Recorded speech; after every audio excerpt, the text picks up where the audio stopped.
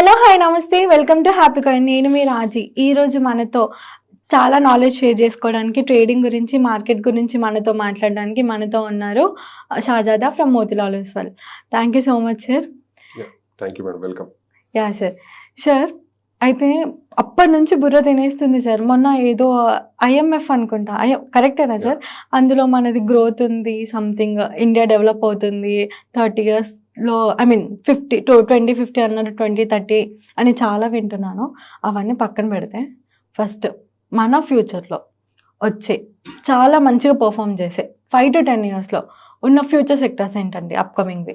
So next coming 5 to 10 yearsలో మనకి best contributing మన Indian ఎకనామీకి వచ్చే సెక్టార్స్ వచ్చి madam, first is manufacturing sector. Either it may be automobile or any manufacturing sector of the capital goods. ఇవి బాగా grow అయ్యే scope ఉంది, ఎందుకంటే మనకి క్యాపెక్స్ అనేది వాటిలో ఎక్కువగా జరుగుతుంది అండ్ ఇండస్ట్రీ కూడా టర్న్ అరౌండ్ అవుతుంది. మీరు ఇప్పుడు చూసుకుంటే పాత ఆటో కంపెనీస్ ఏవైతే ఉన్నాయో, they are moving to EV, they are changing they are knowing the customer changes, taste and అది అప్గ్రేడ్ చేసుకొని అది వాళ్ళు ఇంకా ఏదైతే ఆటోమొబైల్ గ్రోత్ ఉంటుందో దాన్ని మొత్తం చేంజ్ అయిపోతున్నారు. మహీంద్రా కానివ్వండి, మారుతి సుజుకి కానివ్వండి, టాటా మోటార్స్ కానివ్వండి, these are the major contributions who are going to change the automobile sectors. Okay, manufacturing సెక్టర్లో మనం చూసుకుంటే నెక్స్ట్ ఈజ్ ఐటీ లేనిది ఏ పని జరగదు. అక్కడికి ఏదైనా మన కార్లో అయినా సరే, ఏదైనా సాఫ్ట్వేర్ ఏదైనా వచ్చిందా సరే, అంతా ఐటీతోనే జరుగుతుంది. So IT is very best value picking moment to buy. Okay, IT సెక్టర్లో ఉన్న స్టాక్స్. థర్డ్ వచ్చేసి మనకి FMCG, fast moving consumer goods. Okay, fast moving consumer goods అది ఏదైనా సరే, మనం ఇప్పుడు పాలిప్యాక్స్ వింటాం. Fast moving consumer not only ITC, Hindustan Unilever, ఇప్పుడు కన్స్ట్రక్షన్లో వాడే మెటీరియల్స్ ఉంటాయి, ఎలక్ట్రికల్ కాంపోనెంట్స్ లైక్ హ్యావెల్స్ నుంచి కానివ్వండి, ఈ ఎక్సెట్రా ఆస్ట్రల్ ఉంటాయి, పైప్స్ కంపెనీస్. సో ఇవి కూడా important companies and infra companies and reality companies. So this and another వచ్చేసి ఫిఫ్త్ సెక్టర్ వచ్చేసి మనకి chemicals are also very important. కెమికల్స్తోనే మనకి మేజర్ కాంపోనెంట్స్ అనేవి తయారవుతాయి. So these are the major components and సెక్టార్స్తో మనకి ఏవైతే ఉంటుందో ఎకనామిక్ గ్రోత్, ఇది చాలా హయ్యర్ గ్రోత్గా మనం చూస్తున్నాం. ఎందుకంటే నెక్స్ట్ 5-10 yearsలో ఇన్ఫ్రా కానివ్వండి, మ్యానుఫ్యాక్చరింగ్ కానివ్వండి, కన్జ్యూమర్ టేస్ట్ కానివ్వండి, ఇవన్నీ చాలా చేంజ్ అవబోతున్నాయి.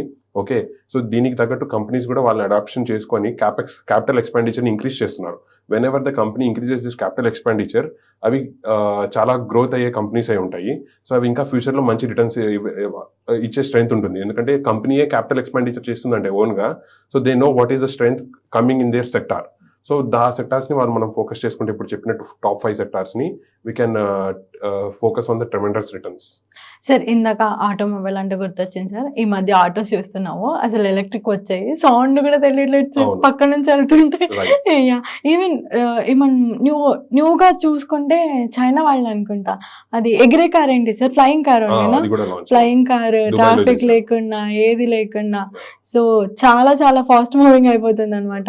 ఈవెన్ అవి ఎన్విరాన్మెంటల్ ఎకో ఫ్రెండ్లీ కూడా మనం యూజ్ చేసుకుంటే. నాకు తెలిసి మన దగ్గర కూడా స్టార్ట్ చేస్తున్నారు ఈ బైక్స్ అని, ఆ ప్రాజెక్ట్స్ అని చెప్పేసి. That at the same time మనం గ్లోబల్ వార్మింగ్ ని కూడా కంట్రోల్ చేసుకోవచ్చు, కొంచెం ఫాస్ట్ అప్ అవ్వచ్చు. సో మొత్తం ఎకో ఫ్రెండ్లీ ప్రోడక్ట్స్ అన్నమాట. ఫ్రెండ్లీ బడ్జెట్ లో అన్ని అయిపోతా ఉంటాయి. సో ఇప్పుడు క్రూడ్ ఆయిల్ ప్రైసెస్ పెరుగుతున్నాయని కన్సర్న్ ఉండదు. సో అది మేజర్ రీజన్ అవ్వదు.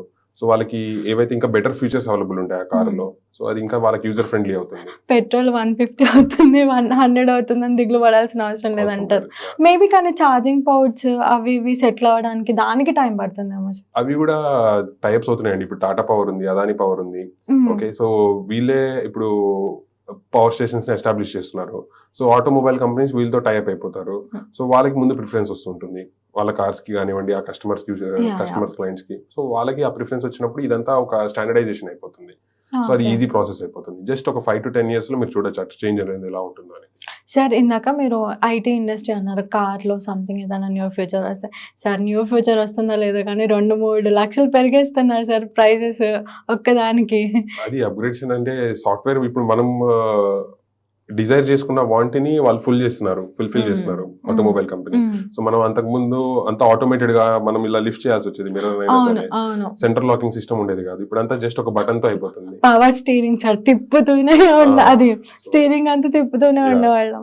సో అలా కాదు. మళ్ళీ మీరు ఇప్పుడు చూసుకుంటే ఇన్ఫ్రాలో అంతకుముందు స్టాండర్డైజ్డ్ గా పైప్స్ ఉండేవి.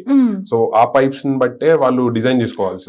ఇప్పుడు అలా లేదు. బిల్డింగ్ కన్స్ట్రక్షన్ కి, ఆర్కిటెక్చర్ కి ఎలా అయితే కావాలో అలా డిజైన్ చేసే ఆస్ట్రల్ కంపెనీ ఉంది, అండ్ నాట్ ఓన్లీ ఆస్ట్రల్, చాలా కంపెనీస్ అలా వచ్చేస్తున్నాయి.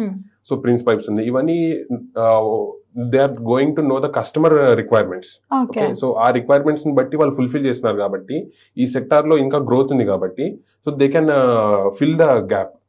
సో స్టాండర్డైజేషన్ అనేది పోయి కస్టమైజేషన్ వస్తుంది. So this will make the things more better. So అప్పట్లో మనకి మనీ ఉన్నా కాంప్రమైజ్ అవ్వాల్సి వచ్చేది, ఇప్పుడు కొంచెం మనం మనీ పెడితే కాంప్రమైజ్ లేకుండా అన్ని థింగ్స్ వచ్చేస్తాయి అంటారు. So at the same time global warming తగ్గచ్చు, ఎకో ఫ్రెండ్లీ ఉండొచ్చు, అప్డేటెడ్ గా ఉంటాం. Thank you so much sir, and thanks for everything. And that's for you guys. మీకు ఏం చేయాలో తెలుసు కదా. ఈ వీడియో నచ్చితే కనుక లైక్ చేయండి, షేర్ చేయండి, సబ్స్క్రైబ్ చేయండి.